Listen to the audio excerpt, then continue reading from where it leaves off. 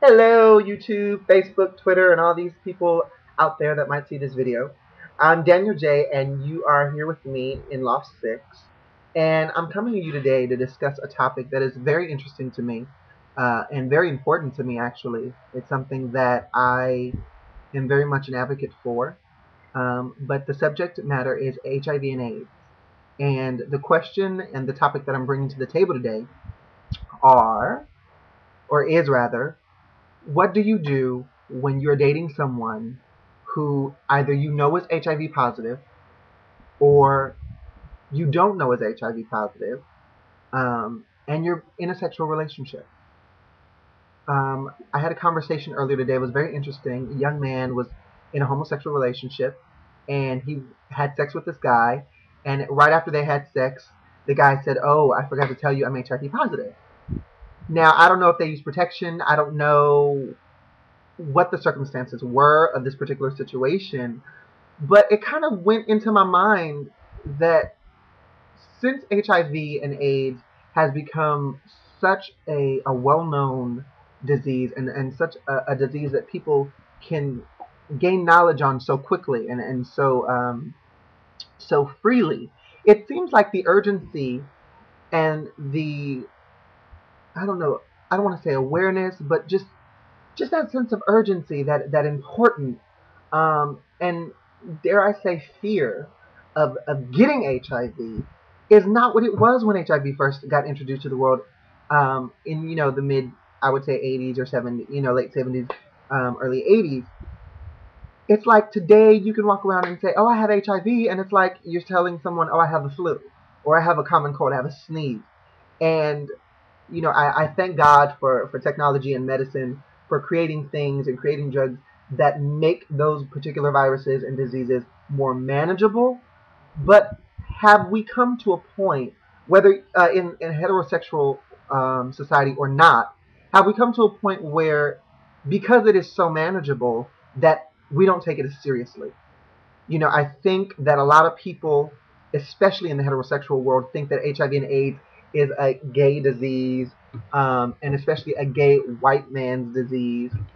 And so a lot of our African American youth and even our older crowds who are gay or who are heterosexual feel like, "Oh, I can't get it. That's that white gay man's disease."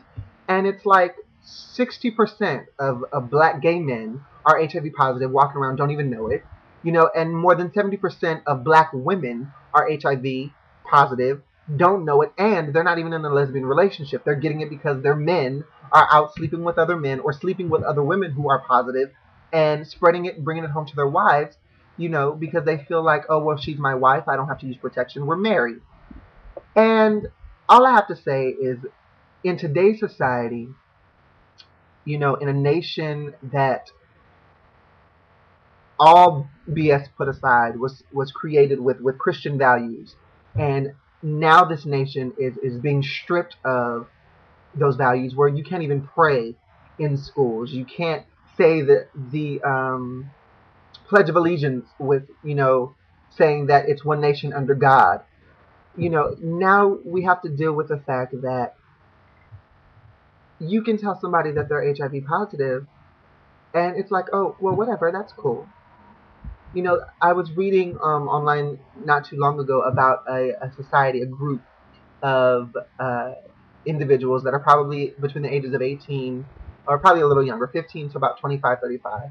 And their entire mission, their goal is to spread HIV. They're all HIV positive, and they trick people into having sex with them unprotected. And their goal is to spread HIV and AIDS. And it's like, really? Like that's what you want to do? You want to take someone's life and cripple it by giving them something that can cause death, that can cause them to have very major serious medical problems? I don't know. It's a very hard subject for me, because I have worked with children that are HIV positive, whether because they were raped or whether because their parents were HIV positive and they were born with the disease. And to look in these kids' faces and to see them, looking back at you and saying things like, "You know what, I wish I could have a life. I wish I could, be guaranteed that I'm going to get older." And to take that And then look at these idiots, in my mind, who have no sense of urgency, no sense of protection, are just being promiscuous, feeling like AIDS, apparently has a look. I mean, I don't know the last time you dated somebody or came across somebody and their HIV status popped up out of their mouth and said, "Hey, I'm HIV and I live inside this person." I don't know when that's happened for you. Um, but I just feel like America and just people in general have given up on wanting to live a healthy life. And because we've made it so easy to have sex outside of marriage, to say, oh, life is all good, it's all loving, and you just experience what you want to experience and everything's okay. And so you date somebody for 3 months, you trust them, you have sex, and the next thing you know, you're at the clinic crying your eyes out because you don't know what you're going to do.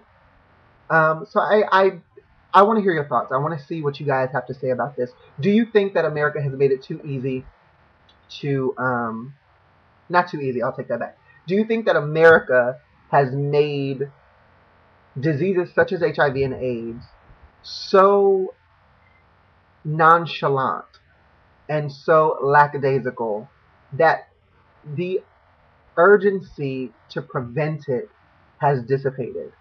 And if you are HIV positive, how do you handle being, dating? How do you handle being in a relationship? Are you open and honest, from Jump Street, that, hey, look, I like you, but I'm HIV positive. You know, this, this is how it's going to work. Are you someone that hides it?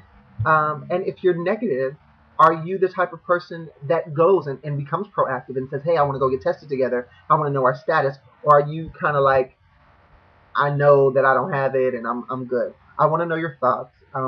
You can video comment, you can comment via typing, or you can visit my Facebook page, which is www.facebook.com/Danyol Metcalf.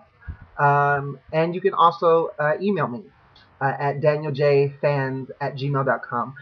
Send me your thoughts. I want to know your opinions. What do you guys think? All right.